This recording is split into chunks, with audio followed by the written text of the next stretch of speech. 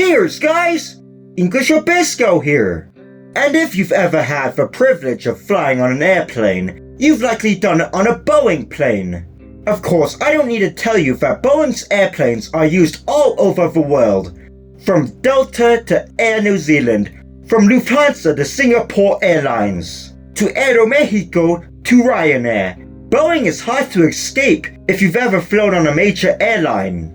But after the incident on Alaska Airlines Flight 1282, when the door came off mid-air, Boeing's shaky reputation since the fatal crashes a few years ago have taken a blow. So let's reflect on the implications of Boeing's decline. I'm not really sure if we can say that this is one, and I sure hope not. But let's get right into it. There are lots of scary implications. It's really going to affect our everyday lives, especially if you travel, because, like I said, if you've traveled on an airplane, you've had to have been on a Boeing plane at least once. And here in America, and perhaps all over the world, Boeing is an institution. Once again, so many airlines all over the world use Boeing planes. They're used in over 150 countries. And Boeing has made planes that we flew on. If you travel a lot, you're going to be in a Boeing plane a lot of the time. And we trust their planes. We trust that the flight is going to be safe and comfortable. And from an American perspective, it really is terrifying. We kind of need Boeing to survive because it's one of our most important companies in America's defense strategy, economic power, and just so much more. One can argue that Boeing has played a role in the international order that we're so used to. Even still, Boeing is like our pride, our national symbol. There's the Stars and Stripes, the Star-Spangled Banner, and the Boeing 747. The quality of Boeing's planes and its presence in the international market is something that we're proud of. We are proud of Boeing as the symbol of American innovation and quality. And if Boeing really is in decline, other companies will be very glad to chip into Boeing's market share. More on that later though. Again, I think we sometimes forget how important airplanes are in our everyday lives. Without a doubt, air travel by airplanes is one of the best inventions of the 20th century, and I personally think it is the best.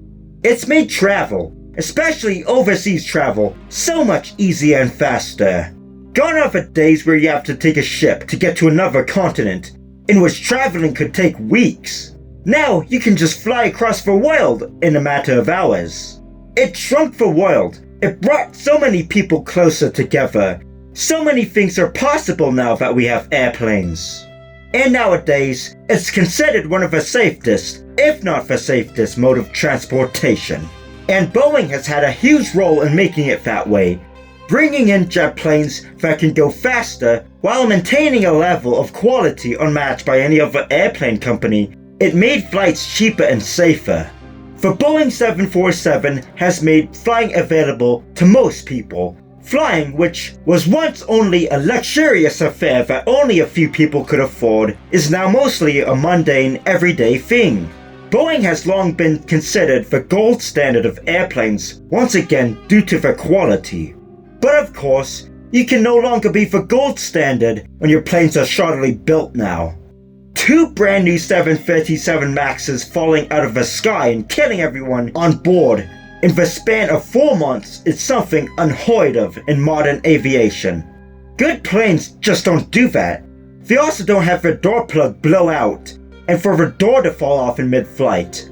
But yeah, let me talk about what Boeing can do, I think, to fix the mess that they're in.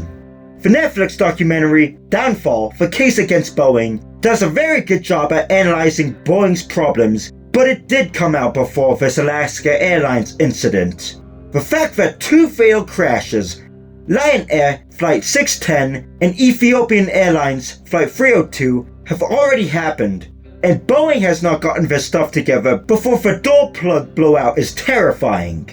They clearly failed to learn from their mistake of letting defects on their plane slip by, defects that can cost lives. And the fact that Boeing blamed Lion Air and the pilots for the first 737 MAX crash really shows that they don't want to take responsibility for what happened. And I'm kind of seeing some worrying parallels when they kind of took the blame off themselves and shifted it to Spirit Aerosystems, who made that door plug that blew out on the Alaska Airlines Flight. Yeah, I get it, they let it slip by, but that really should have never happened. And I'm no businessman or engineer, but from what I understand, there are many things that Boeing needs to do.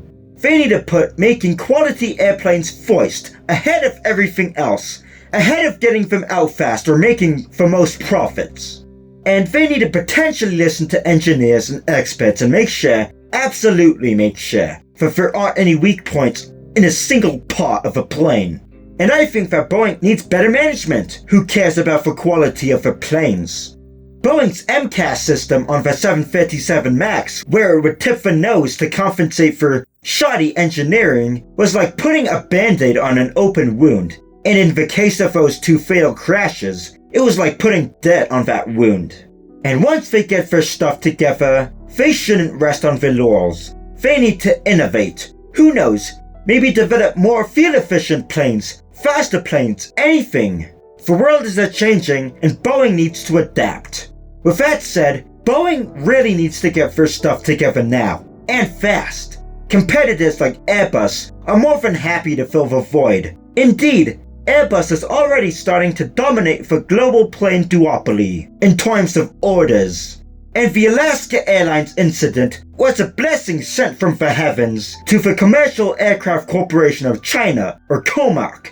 The C-19, which was introduced just last year, has the potential to be a big deal. COMAC has ambitions to break into the world market. It even might be certified to fly in the European Union.